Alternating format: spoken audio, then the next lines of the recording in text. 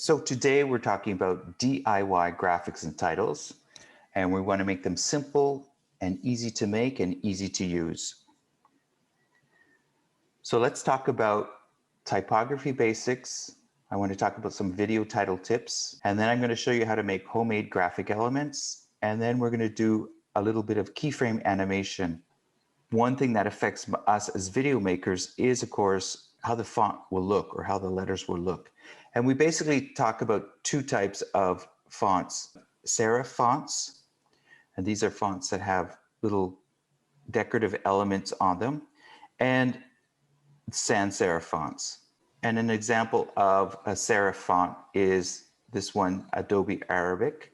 And a very popular sans serif font is Gill Sans MT. The problem that we have using serif font in video graphics is primarily the resolution of the video screen. A printed page will have extreme high resolution, whereas we are stuck using pixels. And sometimes the pixelization of a screen tends to sort of blur these little decorative parts of this font. It doesn't mean that we can't use them. It's just that we have to be aware of the limitations. Primarily, we're going to use a serif font if we're going to do the main title. And if it's large words, the larger you can put the word on the screen, the more information the screen will have for drawing those little serifs. Sans serif fonts, we primarily reserve those for very important information. And so this could be date and times or locations, ideally for our credits, our end credits, and for disclaimers. So here's a good example of using one font, but with different treatments of that font. So what I've done is I've used American typewriter font here, and I've made the top line just normal, and the bottom line I put in bold. I've adjusted the tracking of the type. We want to space them out a little bit to be easy to read. There's 4 controls that we're looking at when we're talking about type. We have the leading, which is the vertical space between the lines. This is kind of important in terms of legibility. The baseline shift, this refers more so where the character is in relation to the main line of the type. Kerning and tracking are very similar. Once again, we can use all this stuff creatively to make our type a bit more visually interesting, so we don't have to stick with the default. So in Premiere Pro, you're going to find your controls for your type in the text pane, and usually that could appear on the left of your screen or in the effects control if you're in graphics mode. This is your leading control. When we're talking about leading, something you want to be aware of when you are playing with the leading, like moving things closer together, these are called the ascenders, and this is called the descenders. So these are parts of letters that go above the main line. You could end up sort of mushing these words together. So this is the default leading that we might use for our copyright disclaimer. One of the things we can do very simple is we just loosen up the leading and it becomes a little bit more easy to read. These are the type of things that we tend to speed read. We're reading line by line as opposed to word by word. And so giving us this loose leading, we can sort of process this information much quicker. The tracking control is over here. Tracking is useful when you're doing video graphics because it just adds a little bit of breathing space to our words and makes it a bit more unique. So here I have default tracking, and then I've widened it, just giving it a bit more breathing space. It makes it a little bit more unique. Here we have our baseline shift, and a good example of baseline shift would be words like the 13th, where this is superscript, formulas, x squared. And you could also use it creatively. You could have parts of your title superscript and then parts of it subscript. Kerning, once again, also refers to individual letters. And the way that you would affect that is, of course, using your text tool, you would highlight the letters that you want to adjust. So this is no kerning over here. And here what I've done is I've spaced out the kerning between the K and the E. And then you could create your own look here by squeezing the N and the G together.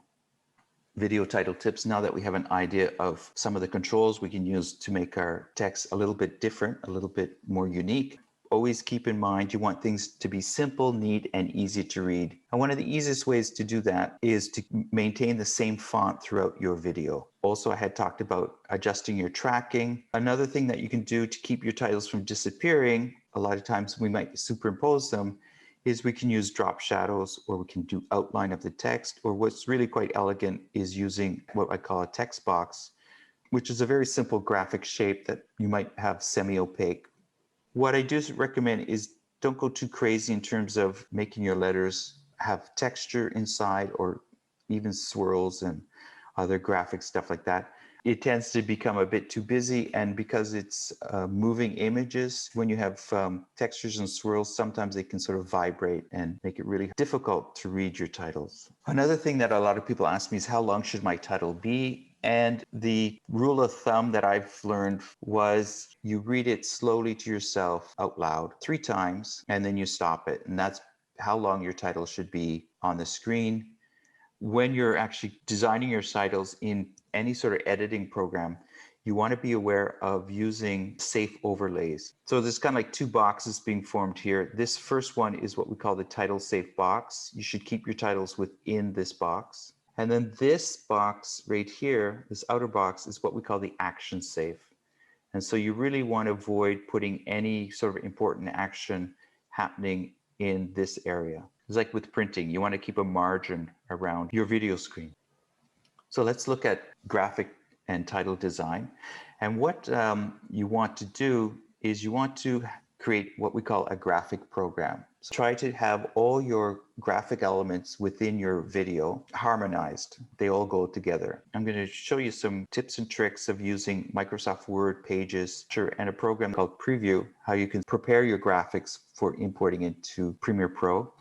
And then I'm sort of going to work backwards. So what I'm going to do is I'm going to design a lower third with certain elements. I'm going to then take that lower third and I'm going to go backwards. I'm going to design my main title, and then I'm going to take some of those elements and repurpose them. So by just having very simple colors and graphic elements, you can sort of tie in creating a graphic program for your whole piece. Okay, so let's start off with Microsoft Word. I'm going to first take a shape, and I'm going to fill the entire page with this square shape. And then I'm going to fill the square with bright green. Then I go into the drawing program, and I have a marker up here, and I can choose the color and the size of my marker. That size is good. And then I draw the circle. I want to be a little bit messy because I want this sort of hand-drawn look.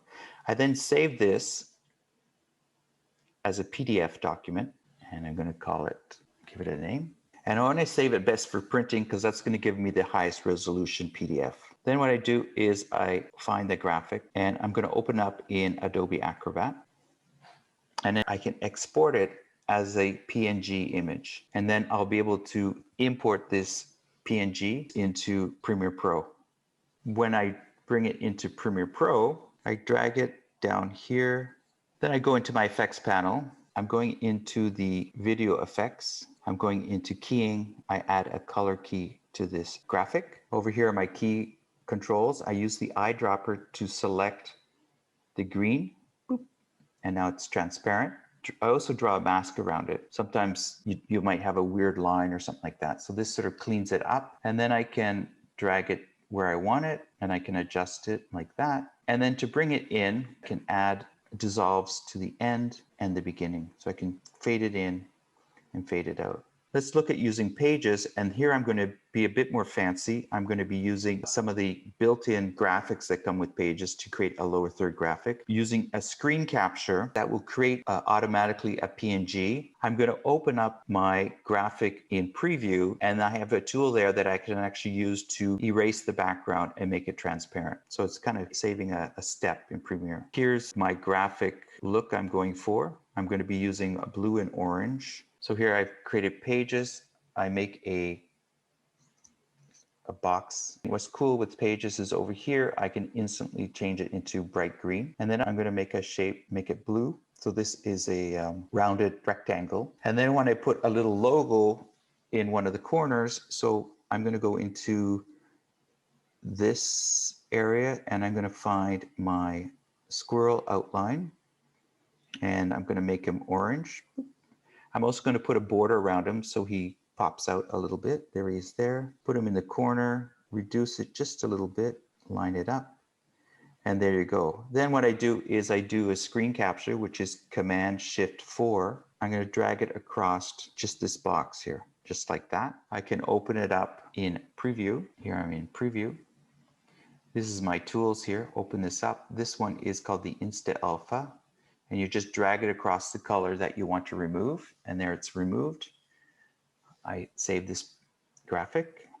And as you can see, the format down there, it's a PNG and the alpha box is chosen. Make sure the alpha box is chosen so that the graphic will have a transparent background. And then I save it. So here's my new graphic. You can see it's already transparent. What I usually do when I do my lower thirds is I give myself a little bit of space. So my lower third identifier comes in once the person starts talking, 2 seconds. I want the audience to be paying attention to what that person is talking rather than reading what's underneath the bottom of the screen. So here I can position it down here. I'm going to use my guides right here. I'm going to reduce the size of it. I use the title tool and I'm going to type in a title on top using I think the text is Gills Sands. So my job as Squirrel Boxer, I'm going to make it a little bit smaller so it fits, position it. I'm going to change the lower part to light italics and let's play with the tracking a bit to make it a little more spaced out. I'm going to use a blend mode to make this a little bit different. So I'm going to use the hue mode, which is interesting because when the graphic is over my blue shirt, it's a little bit transparent. And then I put a simple cross dissolve so it comes in and comes out. And once again, the timing is I read it 3 times slowly. This is an example of using it for location. And then I have here my circle. And then here I have my arrow. I also did this hand drawn, and this one also it's transparent, and I'm just animating it with a couple of keyframes. Okay, let's look at doing main title design. I've decided my graphic program will be using blue and orange. I'm going to reuse the rounded rectangle and keeping with the same font. So I'm sort of repurposing some of my elements from the lower third. I'm going to show you also how you can make a fake 3D, and I'm going to animate this so I can have my title be a bit more fun with the squirrel running out of the box. And what I've done here is I'm using no title tool at all. Everything that looks like it's a letter, these are actually images. In Pages, I'm going to make these words. I'm going to capture them with screen capture to make them an image, and then it's going to allow me to much better manipulate them in Premiere Pro. So it looks like text, but it's not text, it's image. So this is where I got the box with Microsoft Word. What's really cool is if you go into the 3D models right up here, it'll load them up, and you have all sorts of 3D models. I just used down here the 3D graphics, basic shapes. Here I have the box coming in, and here I've just animated it. And then here I have my first text. I'm going to use an effect called corner pin on this graphic. And what I'm able to do is I'm able to make it fit into the perspective of this box. Shaping it like that. This is actually an image I'm changing, not a real text that I would have created in Premiere Pro. And the final result is like this.